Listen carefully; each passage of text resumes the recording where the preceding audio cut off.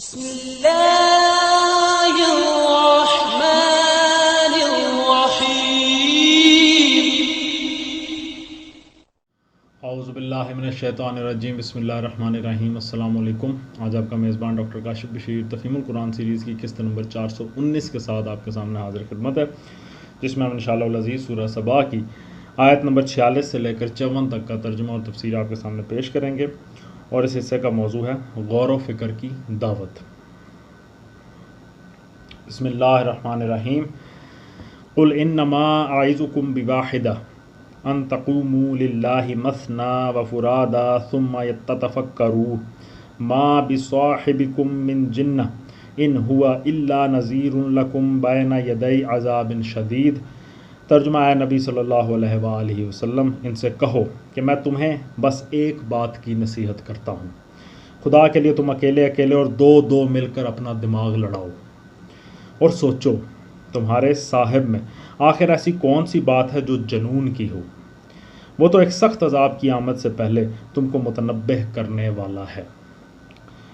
تفسیر میں آتا ہے یعنی اغراض اور خواہشات اور تعصبات کو الگ رکھ کے ان سے پاک ہو کر خالصتاً للہ اللہ کی خاطر غور کرو۔ ہر شخص الگ الگ بھی نیک نیتی کے ساتھ سوچے، اور دو دو چار چار آدمی سر جوڑ کر بے لاگ طریقے سے ڈسکس کریں، سوچیں، ایک دوسرے کے ساتھ بحث کر کے تحقیق کریں، غور کریں کہ آخر وہ کیا بات ہے جس کی بنا پر آج تم اس شخص کو مجنون ٹھہرا رہے ہو جسے کل تک تم اپنے درمیان نہایت دانا آدمی سمجھتے تھے۔ آخر نبوت سے تھوڑی ہی مدت پہلے کا تو واقعہ تھا کہ تعمیر کعبہ کے بعد حجر اسود نصب کرنے کے مسئلے پر جب قبائل قریش باہم لڑ پڑے تھے تو تم ہی لوگوں نے بالاتفاق محمد صلی اللہ علیہ وآلہ وسلم کو حکم تسلیم کیا تھا، اور انہوں نے ایسے طریقے سے اس جھگڑے کو چکایا تھا جس پر تم سب مطمئن ہو گئے تھے۔ جس شخص کی عقل و دانش کا یہ تجربہ تمہاری ساری قوم کو ہو چکا ہے، اب کیا بات ایسی ہوگی کہ تم اسے مجنون کہنے لگے ہو؟ ہٹ درمی اور ضد کی بات تو دوسری ہے، مگر کیا واقعی تم اپنے دلوں میں بھی وہی کچھ سمجھتے ہو جو اپنی زبانوں سے کہتے ہو؟ آیت کے آخر میں ہے کہ وہ تو ایک سخت عذاب کی آمد سے پہلے تم کو متنبہ کرنے والا ہے۔ تفسیر میں آتا ہے یعنی کیا یہی وہ قصور ہے جس کی بنا پر تم اسے جنون کا مریض ٹھہراتے ہو کہ وہ تمہیں خبردار کر رہا ہے؟ کیا تمہارے نزدیک عقل مند وہ ہے جو تمہیں تباہی کے راستے پر جاتے دیکھ کر کہے کہ شاباش، چلتے رہو، بہت اچھے جا رہے ہو، اور مجنون وہ ہے جو تمہیں برا وقت آنے سے پہلے خبردار کرے اور فساد کی جگہ صلاح کی راہ بتائے؟ قل ما سألتکم من اجر فهو لکم ان اجری الا علی اللہ وهو علی کل شیء شہید۔ ترجمہ ان سے کہو اگر میں نے تم سے کوئی اجر مانگا ہے تو وہ تم ہی کو مبارک ہو، میرا اجر تو اللہ کے ذمے ہے اور وہ ہر چیز پر گواہ ہے۔ تفسیر میں آتا ہے اصل الفاظ ہیں ما سألتکم من اجر فهو لکم، اس کا ایک مطلب تو وہ ہے جو اوپر ترجمے میں بیان ہوا، اور دوسرا مطلب یہ بھی ہو سکتا ہے کہ تمہاری بھلائی کے سوا میں اور کچھ نہیں چاہتا، میرا اجر بس یہی ہے کہ تم درست ہو جاؤ۔ اس مضمون کو دوسری جگہ قرآن مجید میں سورہ الفرقان کی آیت نمبر 57 میں یوں ادا کیا گیا، ترجمہ ہے اے نبی ان سے کہو میں اس کام پر تم سے کوئی اجر اس کے سوا نہیں مانگتا کہ جس کا جی چاہے وہ اپنے رب کا راستہ اختیار کر لے۔ آیت کے آخر میں میرا اجر تو اللہ کے ذمے ہے اور وہ ہر چیز پر گواہ ہے۔ تفسیر میں آتا ہے یعنی الزام لگانے والے جو کچھ الزام لگاتے رہیں، مگر اللہ سب کچھ جانتا ہے، وہ گواہ ہے کہ میں ایک بے غرض انسان ہوں، یہ کام اپنے کسی ذاتی مفاد کے لیے نہیں کر رہا۔ قل ان ربی یقذف بالحق علام الغیوب، ترجمہ ان سے کہو میرا رب مجھ پر حق کا القاء کرتا ہے اور وہ تمام پوشیدہ حقیقتوں کا جاننے والا ہے۔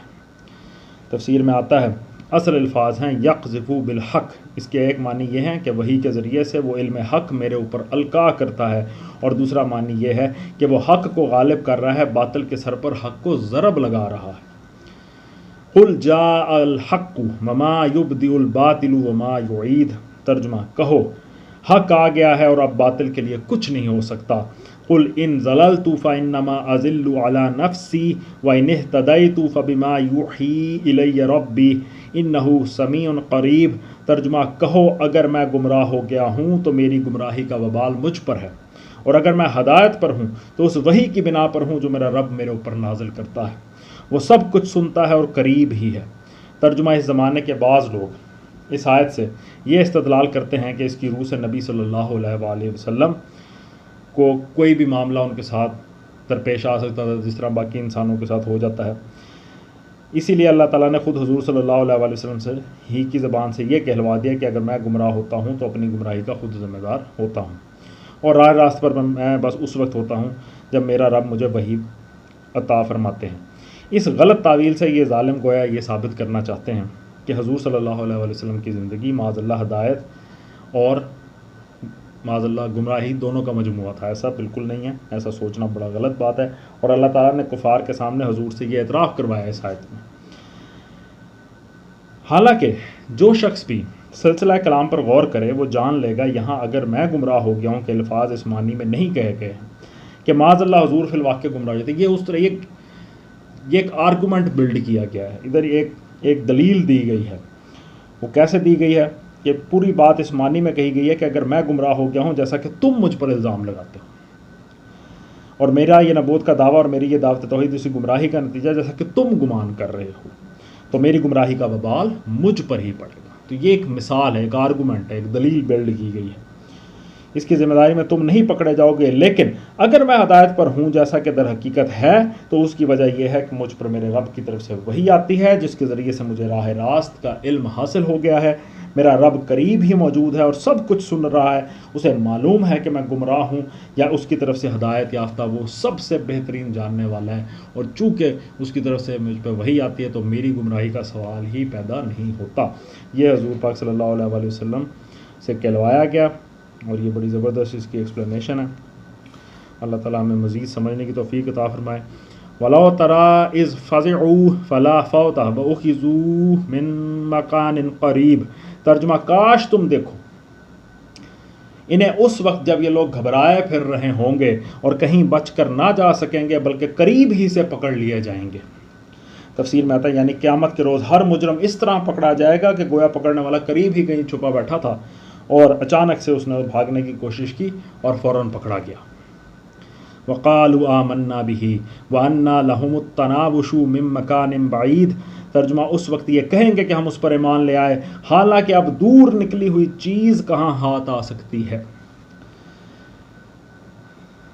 یعنی کہ اس تعلیم پر ایمان لے آئے جو رسول نے دنیا میں پیش کیا، وہ اس ٹائم جب پکڑے جانے لگیں گے تو تعلیم پر ایمان لے آئے.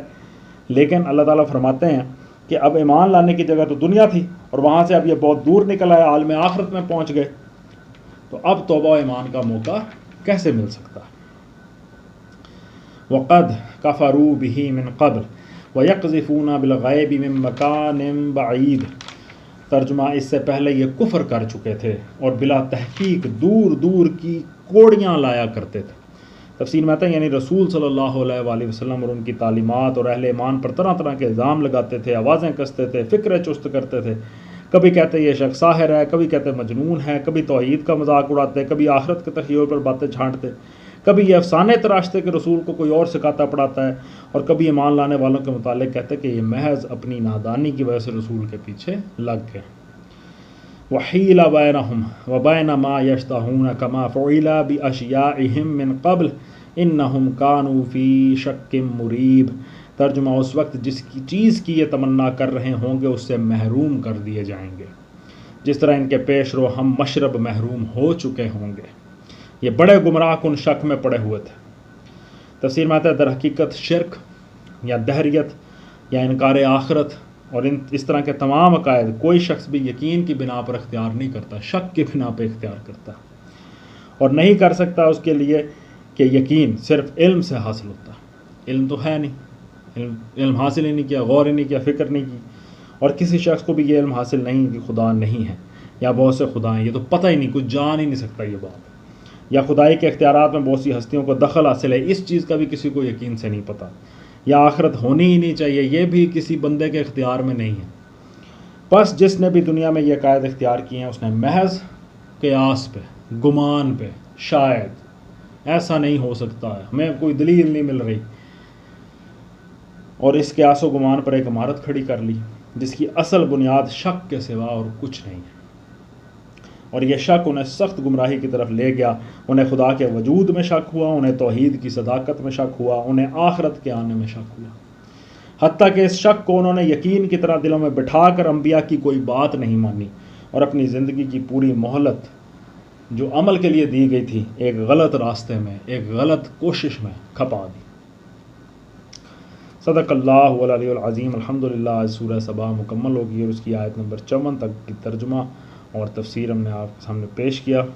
اللہ تعالیٰ کا لاکھ لاکھ شکر ہے کہ اس کی خاص توفیق، خاص مہربانی، خاص معاملات سے، خاص انتظامات سے یہ ممکن ہے، وہ ہو رہا ہے، چل رہا ہے۔ اللہ تعالیٰ سے دعا ہے اللہ تعالیٰ ہمیں پڑھنے کی، آپ کو سننے کی استقامت عطا فرمائے اور اس سلسلے کی بدولت اللہ تعالیٰ ہم سے راضی ہو جائے۔ اللہ تعالیٰ ہمیں توفیق بخشے کہ ہم اپنے کردار میں بھی، اپنی ڈیلی لائف میں، روزمرہ کے کاموں میں بھی اسلام کی بنیادی اصولوں پر کاربند ہونے کو بالکل اپنے پلے باندھ لیں اور اس کے مطابق اپنی زندگیوں کو گزاریں تاکہ اللہ تعالیٰ ہم سے راضی ہو سکیں، اللہ تعالیٰ ہماری اس کوشش سے راضی ہوں۔